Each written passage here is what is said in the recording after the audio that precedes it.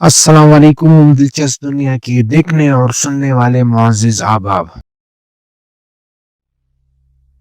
अब्बासी खिलाफत के अदवार में खलीफा अल-मुतवक्किल अल्लाह का ऐद 232 से 247 हिजरी यानी 847 से 861 ईस्वी एक अहम मकाम रखता है। वो अब्बासी सिलसिले के 10वें खलीफा थे और इनका पूरा नाम जाफर बिन मोहम्मद अल-मुतसम था।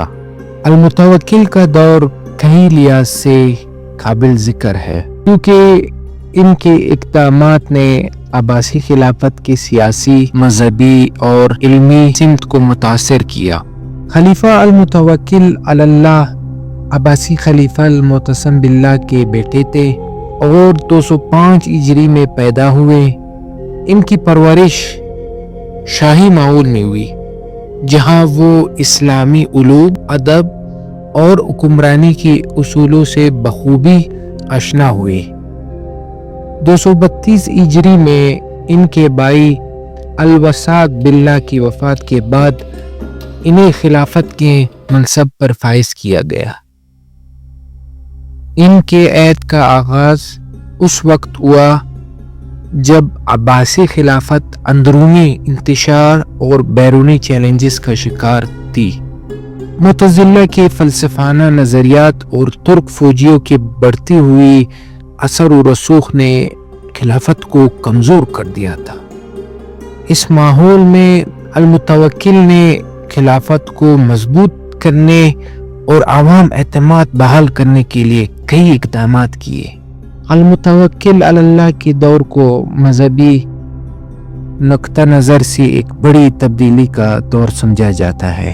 इनसे पहले मुतज़िला के नज़रियात खिलाफत में गालिब थे और कुरान मखलूक है जैसे अकायद को हुकूमती सतह पर नाफिज किया गया था।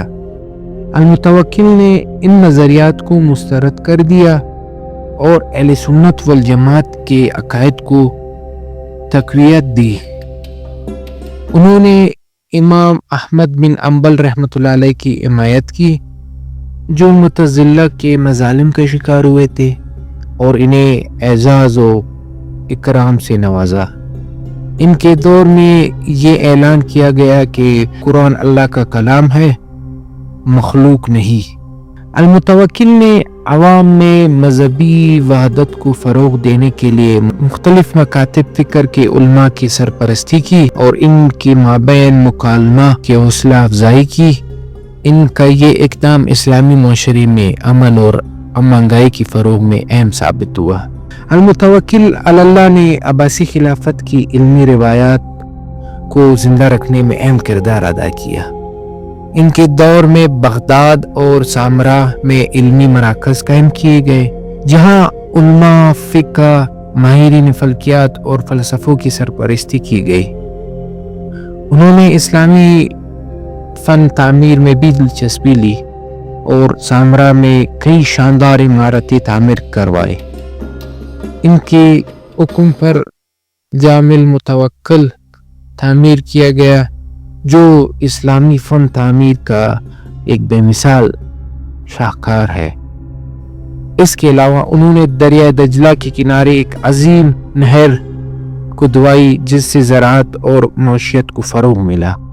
अल-मुतवक्किल के ऐद हुकूमत में अब्बासी खिलाफत को अंदरूनी और बैरूनी दोनों महाज़ों पर चैलेंजेस का सामना करना पड़ा। अंदरूनी हालात की बात अगर की जाए, तुर्क फौजियों का बढ़ता हुआ असर और रसूख इनकी हुकूमत के लिए एक बड़ा मसला था। तुर्क फौजी जो अल-मुतसम के दौर से ही खिलाफत के अहम सुतून बन चुके थे, अक्सर खलीफा के इख्तियारात में मुदाखलत करते थे। अल-मुतवक्किल ने इनकी असर को कम करने के लिए कोशिश की, लेकिन इनकी पॉलिसियाँ तुर्क अशरफिया की मुखालिफत का बास बनी। अगर बैरूनी माज की बात की जाए, अल-मुतवक्किल ने रोमियों के खिलाफ कई कामयाब फौजी मुहिमात चलाई और इस्लामी सरहदों की हिफाजत को यकीनी बनाया।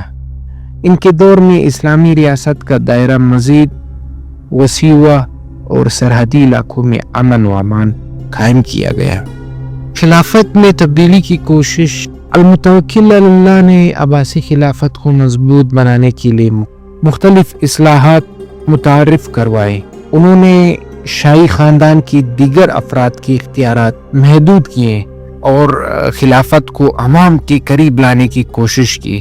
ان کے دور میں عام لوگوں کے فلاح و بہبود پر خاص توجہ دی گئی اور ٹیکس کے نظام میں اصلاحات کیے گئے۔ المتوکل اللہ کی وفات 247 ہجری میں سامراہ میں ہوئی۔ انہیں اپنے ہی ترک محافظوں نے قتل کر دیا جو ان کے پالیسیوں سے ناراض تھے۔